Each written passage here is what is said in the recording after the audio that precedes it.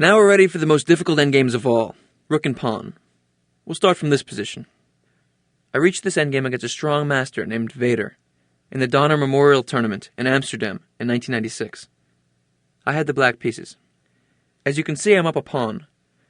His rook is on the open line, mine isn't. In rook and pawn endgames, it's very important to have control of the open lines. I have a potential passed a pawn. His king is slightly more centralized than mine, but he has weaknesses on the king's side.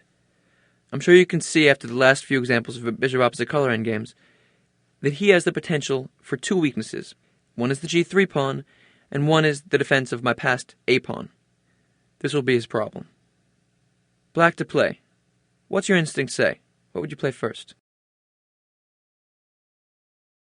One of the most important rules in rook and pawn endgames is that the rook belongs behind the passed pawn. A lot of players think that you should put a rook ahead and then move a pawn towards your rook. No. The optimal placement of the rook is behind the passed pawn. For that reason, I began with the very strong rook a7. My next two moves, which can't really be stopped, are going to be b4 and a3, pushing the passed pawn. Remember this rule. Rooks belong behind the passed pawn. After rook a7, he played king d4, active with the king. I played b4, began to push it. He played rook g2. There's nothing to do but waste time. I played a3. The other rule of passed pawns is passed pawns must be pushed.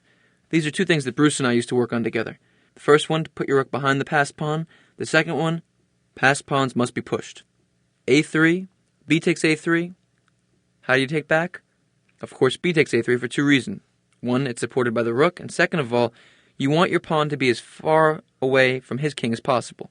B takes a3 keeps his rook tied down to the defense. After b takes a3, he has to blockade. Rook a2. Now compare my rook to his.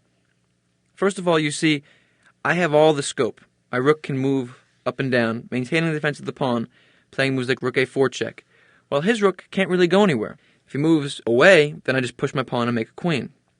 If he moves back, I'll immediately push my pawn again, making his position even more claustrophobic. His rook can't move. My rook can move with tempo. I can check him and move back.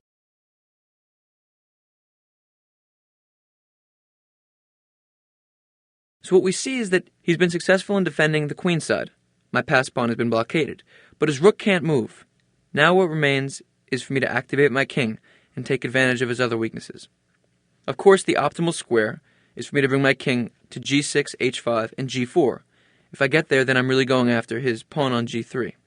So let's make a plan here. First of all, what's the best thing that can happen for me? His rook isn't going to move. Fine. If I try to bring my king to the queen side, he can stop it with his king. Bring my king, for example, to c6, he can play king c4. If I bring my king to b6, he can play king b4. This way I'm allowing his king to stay helping the defense of his rook. This would be one way to try, but not the best.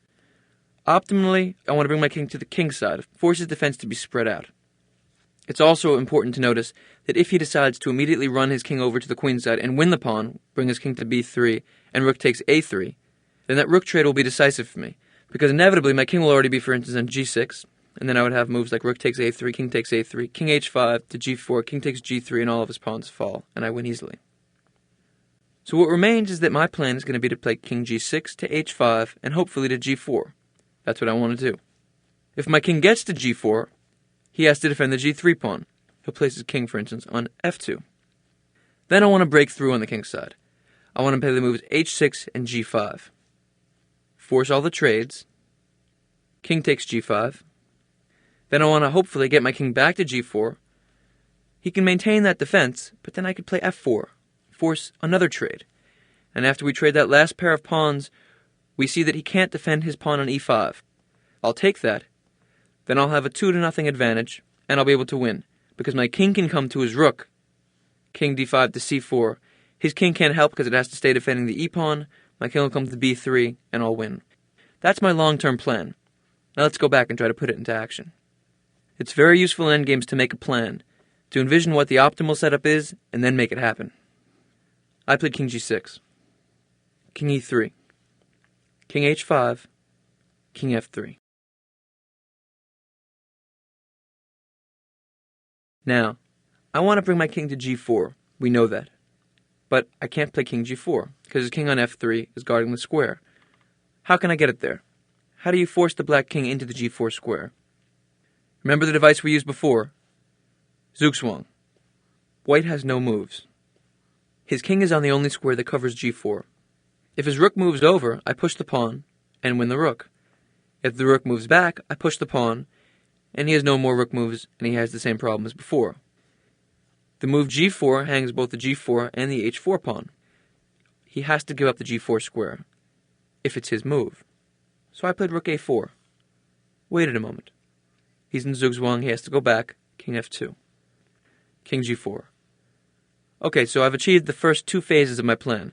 The first was to get behind the passed pawn, push it down to a3, force his rook into passive defense. Did it. The second was to occupy g4 with the king. Did that. He played king g2. Do you remember what our next step was? Start breaking through the kingside pawns. h6. King f2. g5. Now obviously I have threats to win pawns both ways. He has to make the trades. Takes, f takes g5, king takes g5. Now, he played king f3. Once again, I want to occupy the g4 square. How do you do it?